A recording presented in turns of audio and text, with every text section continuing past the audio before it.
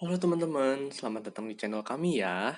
Nah, sekarang aku dan temanku akan menjelaskan mengenai perkembangbiakan hewan. Kita tahu pasti ada teman-teman tuh yang pelihara hewan peliharaan kayak anjing, kucing, burung, dan lain-lain. Nah, pasti tuh ada namanya anak anjing, anak kucing, anak burung. Nah, itulah yang dinamakan berkembang biak. Salah satu alasan kenapa hewan melakukan perkembangbiakan adalah untuk melestarikan populasinya hewan itu sendiri. Oke, mari kita lanjut aja ke materinya. Nah, kita tahu tadi hewan itu melakukan perkembangbiakan. Nah, perkembangbiakan hewan ini dibagi menjadi dua cara. Yang pertama adalah aseksual, atau bahasa biologinya adalah vegetatif, dan juga seksual, atau bahasa biologinya adalah generatif. Apa sih perkembangan vegetatif itu, atau perkembangan biakan hewan aseksual? Nah, perkembangbiakan vegetatif itu adalah proses perkembangbiakan tanpa proses perkawinan atau tidak terjadi proses pembuahan sel kelamin betina oleh sel kelamin jantan. Jadi tidak ada yang namanya pembuahan antara betina dan jantan. Jadi nggak perlu hewan jantan sendiri dan juga hewan betina. Nah, perkembangbiakan vegetatif ini dibagi menjadi tiga cara pada hewan, yaitu membelah diri, pertunasan, dan fragmentasi. Perkembangbiakan vegetatif hanya dialami oleh hewan tingkat rendah atau avertebrata, atau biasa kita sebutnya hewan-hewan yang ukurannya sangat kecil. Perkembangbiakan vegetatif dilakukan dengan cara alami dan juga buatan. Nah, yang pertama adalah membelah diri. Nah, membelah diri adalah cara perkembangbiakan hewan vegetatif dengan cara membagi tubuhnya menjadi dua bagian yang sama, atau yang dilakukan oleh hewan bersel satu. Hewan bersel satu adalah hewan mikroskopis karena hewan ini berukuran sangat kecil sehingga untuk melihatnya dibutuhkan alat pembesar seperti mikroskop. Contoh-contoh hewannya adalah amuba, protozoa, dan juga paramecium, seperti yang terlihat pada gambar. Nah, cara kedua adalah bertunas. Nah, bertunas adalah cara berkembang biak secara vegetatif pada saat organisme baru tumbuh. Jadi tunas baru akan melekat sepanjang pertumbuhannya hingga menjadi organisme yang baru. Nah, perkembangan vegetatif pada hewan dengan cara bertunas, contohnya adalah Hydra, Porifera, dan Coelenterata. Nah, kalau yang kita lihat Porifera yang di laut ini adalah terumbu karang, salah satu contohnya. Kemudian Coelenterata, kita bisa tahu bahwa Coelenterata ini contohnya adalah ubur-ubur, atau yang biasa kalau ada di buku-buku kita biasa menyebutnya dengan nama Medusa. Nah, yang terakhir adalah fragmentasi. Nah, fragmentasi adalah cara perkembangbiakan hewan dengan cara menumbuhkan. Saya ulangi, menumbuhkan, bukan membelah diri.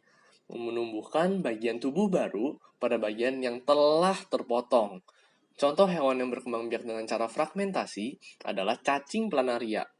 Nah, seperti yang kita lihat pada gambar, nah cacingnya itu kan seperti kita potong nih.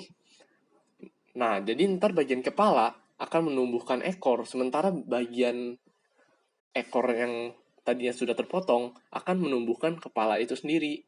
Salah satu cara untuk membunuh planaria adalah dengan cara membakar cacing tersebut. Nah, tadi kan kita sudah membahas mengenai perkembangbiakan secara aseksual. Nah, sekarang kita akan membahas mengenai perkembangbiakan secara seksual atau generatif. Apa sih bedanya?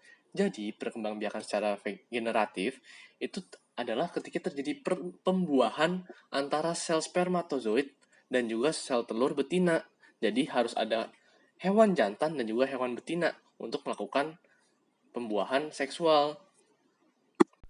Perkembangbiakan secara generatif dibagi menjadi tiga bagian. Yang pertama adalah ovipar, kedua adalah vivipar, dan yang ketiga adalah ovovivipar. Jika kalian bingung untuk menghafal istilah-istilah tersebut, mari lihat cara mudahnya. Yang pertama adalah ovipar. Kita bisa melihat awalan dari ovipar adalah O dengan bentuk telur, maka ovipar adalah hewan bertelur. Sedangkan vivipar huruf depannya adalah V yang menyerupai tempat beranak. berarti hewan tersebut adalah hewan yang beranak. Sedangkan ovovivipar adalah campuran dari kedua jenis perkembangbiakan tersebut. Mari kita bahas lebih lanjut mengenai cara berkembang biak ovipar. Ovipar adalah perkembangbiakan dengan cara bertelur. Ovipar sendiri berasal dari kata ovum yang berarti telur. Ciri-ciri hewan berkembang biak dengan cara ovipar adalah tidak memiliki daun telinga, tidak menyusui anaknya, biasanya bukan golongan mamalia, tidak mempunyai kelenjar susu, biasanya hewan unggas, dan induknya pasti akan mengerami telurnya.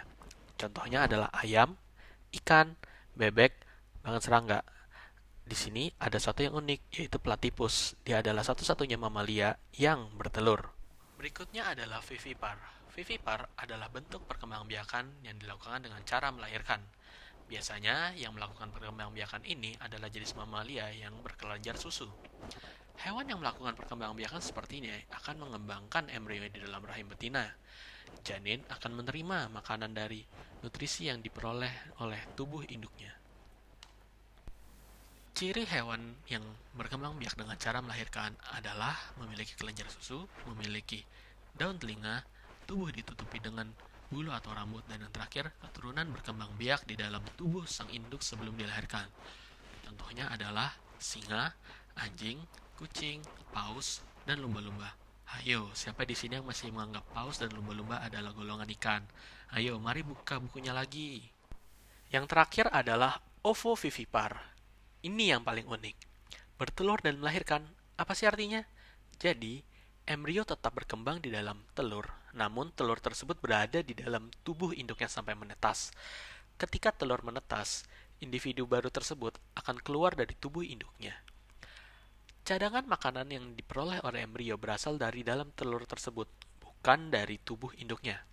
Contohnya adalah ikan hiu, sebagian besar dari jenis ular, seperti ular boa atau anaconda, kadal, dan juga kuda laut. Sekian pembahasan kami mengenai perkembangbiakan hewan. Semoga pembahasan kami dapat berguna bagi kalian semua. Ingat, stay safe, stay healthy, and stay at home. Terima kasih.